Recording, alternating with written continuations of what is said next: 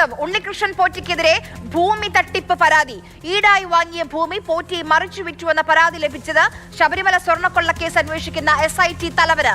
School ഉടമയായ സ്ത്രീ പോറ്റിയിൽ നിന്ന് 25 ലക്ഷം രൂപ പലിശയ്ക്ക് കടം വാങ്ങി. എന്നാൽ ഈടായി നൽകിയ 1 കോടി വില വരുന്ന 10 സെന്റ് ഭൂമി പോറ്റി മറിച്ചു വിറ്റു. അനന്തകൃഷ്ണൻ വിവരങ്ങളുമായി നമുക്കൊപ്പം ചേരുന്നുണ്ട്. അനന്തൻ, ഭൂമി തട്ടിപ്പ് പരാതിയാണ് സ്വർണ്ണക്കൊള്ള കേസിൽ 1-ാം പ്രതിയായ പോറ്റിക്കെതിരെ വരുന്നത്.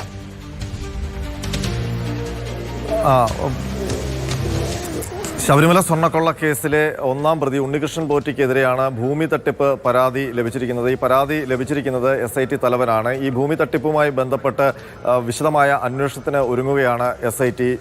ആര്യ, ഈ കേസുമായി ബന്ധപ്പെട്ട് കാര്യങ്ങൾ ഇങ്ങനെയാണ്. തിരുവനന്തപുരം കഴക്കൂട്ടം സ്വദേശിയായ സ്ത്രീയാണ് ഈ പരാതി SITക്ക് നൽകിയിരിക്കുന്നത്. അത് സ്കൂൾ ഉടമയാണ് ഈ സ്ത്രീ. അവർ നൽകിയ പരാതിയിൽ പറയുന്നത് 2019-2020 കാലഘട്ടത്തിൽ അവർക്ക് സാമ്പത്തികമായ ചില ബുദ്ധിമുട്ടുകൾ നേരിട്ടു. അപ്പോൾ ഒരു ഭൂമി ഈട് വെച്ച് ലോൺ എടുക്കാൻ, ബാങ്കിൽ നിന്ന് ലോൺ എടുക്കാനൊരു ആലോചനയാണ് അവർ നടത്തിയത്. അപ്പോൾ ഈ ഭൂമി ഇടപാടുകൾ നടത്തുന്ന ഒരു ബ്രോക്കറാണ് ഈ ഭൂമി ഈടായിട്ട് എഴുതി വാങ്ങുകയും പകരം പണം പലിശയ്ക്ക് നൽകുകയും ചെയ്യുന്ന ഉണ്ണികൃഷ്ണൻ പോറ്റി എന്ന വ്യക്തിയെ പരിചയപ്പെടുത്തിയത്. അത് അവർക്ക് പരിചയമുള്ളൊരു ഭൂമി ബ്രോക്കറാണ്. അങ്ങനെയാണ് ഉണ്ണികൃഷ്ണൻ പോറ്റിയിൽ നിന്ന് 2019-20 കാലത്ത് 25 ലക്ഷം രൂപ പലിശയ്ക്ക് കടം വാങ്ങിക്കുന്നത്. അതിന് ഈടായിട്ട് ഉണ്ണികൃഷ്ണൻ പോറ്റിക്ക് നൽകിയത് 10 സെന്റ് ഭൂമിയും ഒരു കെട്ടിടമുള്ള ഭൂമിയാണ്.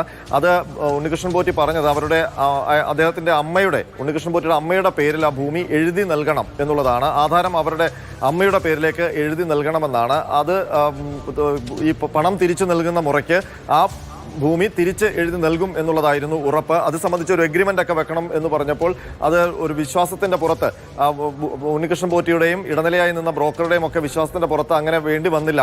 തീർച്ചയായിട്ടും ഈ ഭൂമി തിരിച്ച് ഒരു രേഖ ഉണ്ടായിരുന്നില്ല.